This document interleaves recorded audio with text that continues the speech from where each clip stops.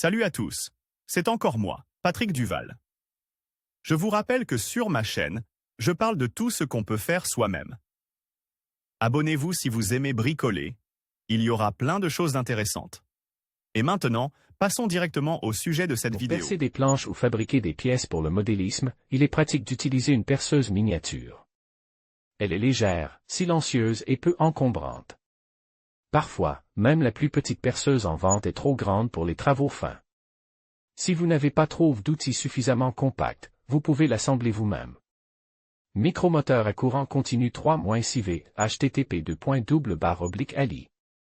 Pub 5 NSUIG processus de fabrication de la perceuse.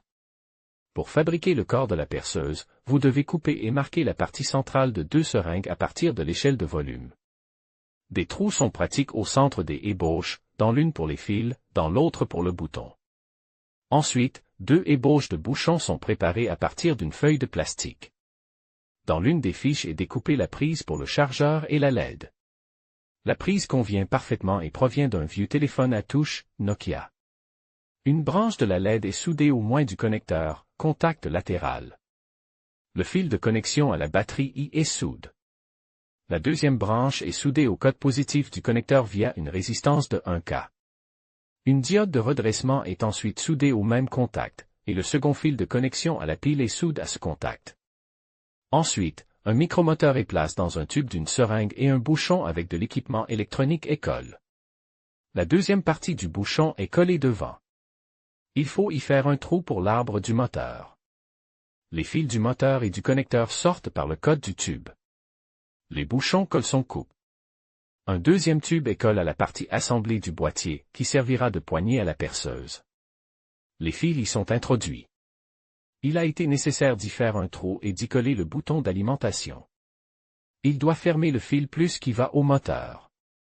Il reste à souder les fils du connecteur et du moteur à la pile, et à placer celle-ci dans le manche de la perceuse. Un bouchon y est collé. Ensuite, il faut placer sur l'arbre du moteur son engrenage standard. Il servira d'adaptateur pour le branchement d'une perceuse fine. Si vous le souhaitez, la perceuse peut être recouverte d'un film ou peinte. Cet outil perce parfaitement les feuilles de plastique, le bois, les circuits imprimes et d'autres matériaux. Il peut être rechargé à l'aide d'un bloc de charge ordinaire provenant d'un téléphone à touche Nokia. Cela prend 20 minutes. Comme le composant électronique n'est pas des plus simples, la batterie polymère contient un contrôleur, il n'est pas nécessaire d'arrêter la charge après ce délai.